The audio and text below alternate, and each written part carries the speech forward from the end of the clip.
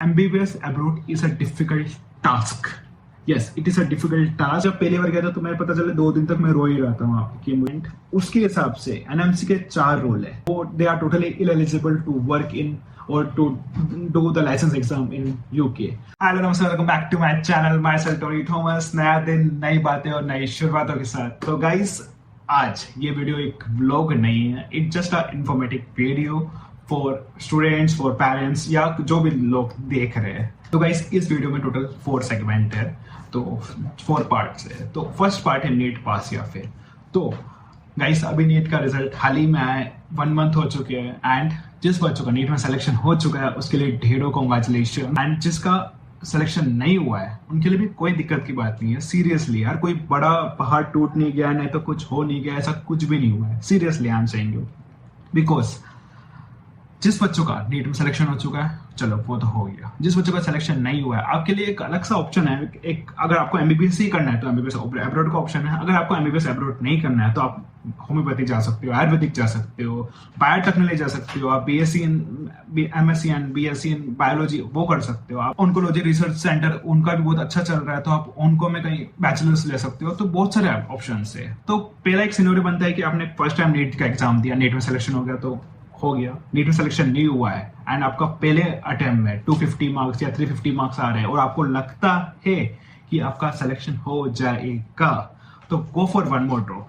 अगर आपका दूसरे अटेम्प्ट में भी अगर नहीं होता है, ठीक है, एक ड्रॉप लिया, दूसरे अटेम्प्ट में भी एक और ड्रॉप लिया, उसमें भी आपको मार्क्स आ रहे 450 अप्रोक्स, तो गाइस अगर आपको मन से इच्छा है कि आपका सिलेक्शन होके ही रहेगा, मुझे 550 या 600 मार्क्स अबव आएंगे ही आएंगे, तो go for another drop. And आपको लग रहा है कि यार अब मेरे से नहीं होगा, तो आपके पास एक ऑप्शन है कि एमबीबीएस अब्रॉड का। ऑब्वियस ऑप्शन है यार। तो गाइस, इस वीडियो का एक सेकंड सेगमेंट आता है एमबीबीएस अब्रॉड। चलो कंप्लीट हो गया। अब व्हाट नेक्स्ट? अब इंडिया ने, national medical council of India, उन्होंने एक कॉमन एंट्रेंस एग्जाम निकाला है विच इज NEXT। नेक्स्ट, जो इंडिया में एमबीबीएस कर रहे हैं उनको भी नेक्स्ट एग्जाम देना है, जो बाहर कर रहे हैं उनको भी नेक्स्ट का एग्जाम देना है। तो उसमें डिफरेंस क्या है? लाइक सच्ची बताऊं एक चीज की, दोनों जगह पढ़ाई हो रही है, इंडिया में भी पढ़ाई हो रही है, बाहर भी पढ़ाई हो रही है। Like it's totally depend on the students कि वो कहाँ पढ़ रहा है। लाइक जो इंडिया में एमबीबीएस कर रहा है उन बच्चों की भी किसी किसी बच्चों की बैक लगती है, तो जो बाहर जो पढ़ाई कर रहा है वही मस्ती जो कर रहे हैं, नहीं तो कुछ पढ़ाई नहीं कर रहे तो उनकी ही बैक लगती है। There is no difference at all. अगर पढ़ना है तो आपको ही करना है। एंड सीरियसली कुछ पेरेंट्स बोलते हैं कि अगर इस बच्चे का नीट यूजी में सिलेक्शन नहीं हुआ, ठीक है, तो इसका नीट पीजी में कैसे सिलेक्शन होगा? नो, अगर आपके 9th-10th में अगर कम मार्क्स आ रहे हैं तो आप 11th-12th में उसको ही इंप्रूव करोगे, राइट? तो ऑब्वियसली बात है कि 6 साल पूरे आपके जो जीवन के जो महत्व, like it's like important as, आप पूरा एक एमबीबीएस अब्रॉड में दे रहे हैं उसको। लाइक अगर आप पूरा एक सेगमेंट है, वो पूरा एक पर्टिकुलर सब्जेक्ट्स का, वो पूरा आप आपकी फ्यूचर की दे रहे हैं, तो ऑब्वियसली बात है यार, जितना पढ़ोगे उतना सिलेक्शन होगा। Seriously, but MBBS abroad is a difficult task. Yes, it is a difficult task as compare to MBBS in India. क्यों मैं ये क्यों बोल रहा हूँ? क्योंकि जो मैंने जो फेस करा है मैं आपसे बता सकता हूँ। फर्स्टली द लैंग्वेज बैरियर, जैसे अब इंडिया में हो गया, इंडिया में चलो मोस्टली कॉमन हिंदी चल रहा है, नॉर्थ में, साउथ साइड में जो उनकी रीजनल लैंग्वेज है वो चल रहा है। तो आप अगर फॉर एग्जाम्पल आप रशिया जाओगे तो रशिया में रशियन लैंग्वेज चल रहा है। अगर आप दूसरी चाइना में जाओगे तो मैंडरिन लैंग्वेज चल रहा है। अगर आप मलेशियन जाओगे तो मलेशियन, नहीं तो थाई में जाओगे तो थाईलैंड लैंग्वेज। तो गाइस, दूसरी मेन दिक्कत होती है कल्चर, बिकॉज इंडिया का कल्चर, रशिया का कल्चर, नहीं तो आप कोई भी कंट्री जाओ तो उसका जमीन आसमान का फर्क है ऑब्वियसली, क्योंकि यार Indian culture is something else and their culture is other thing, right? So तीसरी दिक्कत आती है फूड, बिकॉज अपन यहाँ पे अगर दाल बाटी चूरमा खा रहे तो वहां पे जाकर खा रहे होंगे सलाद, नहीं तो टमाटर, नहीं तो कुछ, ठीक है? तो इट्स अ डिफरेंस। बट जहाँ मैं पढ़ता हूँ, लाइक मैं खुद कुकिंग करता हूँ, मुझे कुकिंग बिल्कुल नहीं आती थी, बट यूट्यूब जिंदाबाद। आपने मेरे ब्लॉग्स में भी देखा होगा, मैं यूट्यूब देख के पूरा खाना बना रहा हूँ, पता है, ये वाली बात चल रही है। तो इस वजह से उसका भी कोई दिक्कत नहीं है इतनी। फोर्थ एंड इम्पोर्टेंट, बहुत सारे बच्चों को मैंने देखा है कि जो पेरेंट्स सिकनेस, नहीं तो होम सिकनेस जो होता है, ठीक है, घर की याद आ रही है, मुझे घर जाना है, क्योंकि एक कंफर्ट लेवल से उठना पड़ता है। क्योंकि आप एक घर में अगर बैठे हो, ठीक है, तो घर में आपको सब कुछ मिल रहा है, पानी भी मिल रहा है, खाना भी मिल रहा है आपको, you are getting everything. But वहां जाने के बाद कोई भी नहीं है, ठीक है। You are alone for yourself, आप ही आपके पेरेंट्स हैं, आप ही आपके ब्रदर, आप ही आपके सिस्टर्स हैं, ठीक है। तो एक ये बात है कि तो आपको उसको ओवरकम करना ही पड़ेगा। मैं जब पहली बार गया था तो मैं पता चले 2 दिन तक मैं रो ही रहा था वहाँ पे कि मुझे घर जाना है ना, तो मुझे ऐसा है कि मैं समझ में नहीं आ रहा।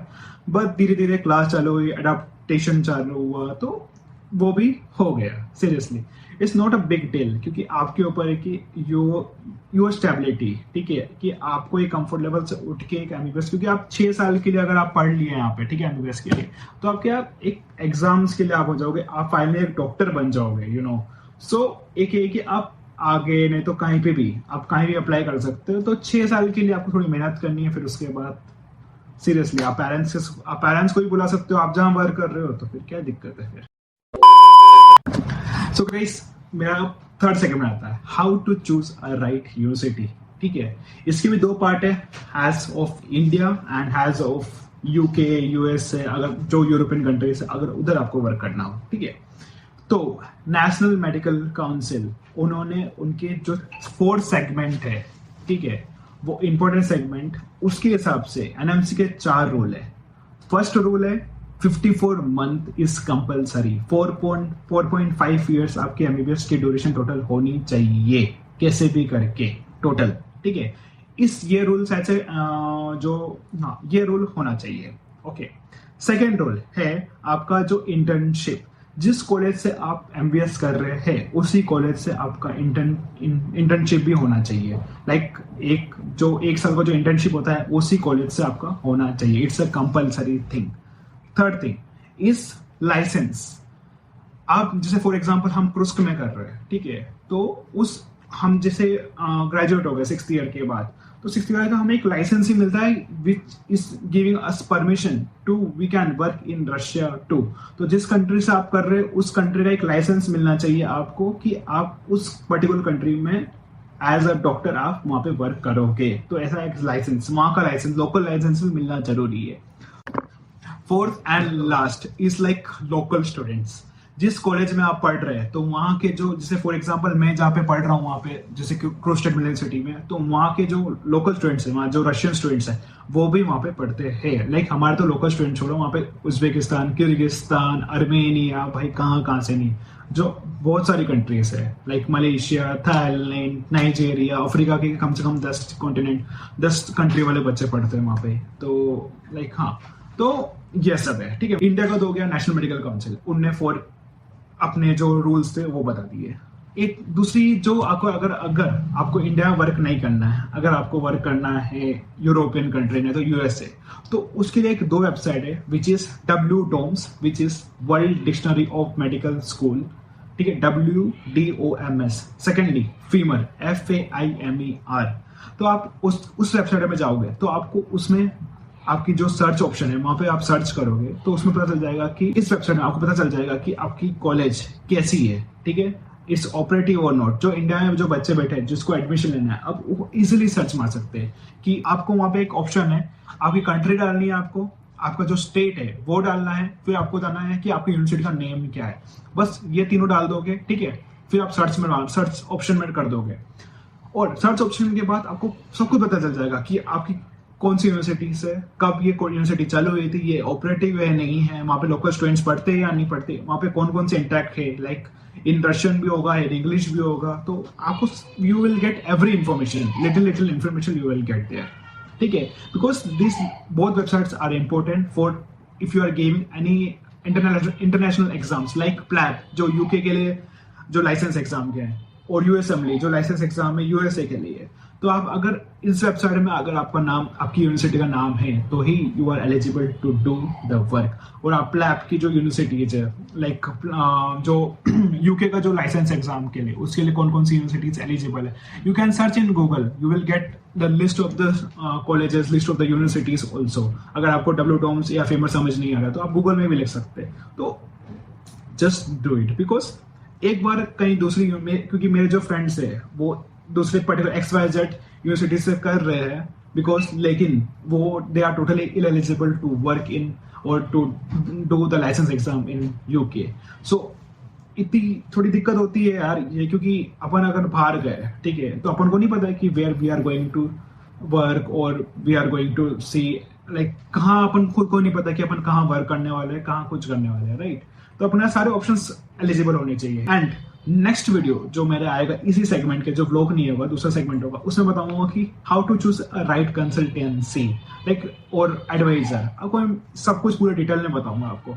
अगर आपको ये वीडियो अच्छा लगा तो प्लीज कमेंट करिए कि आपको कैसा वीडियो चाहिए, किस नॉलेजेबल वीडियो चाहिए, तो आप मुझे बता पाओगे तो मैं उस हिसाब से आपको वीडियो बना पाऊंगा, ठीक है? And thank you for watching. And अगर आपको कुछ भी दिक्कत हो please comment me and you can ping me in Instagram or you can WhatsApp me also. Thank you for watching.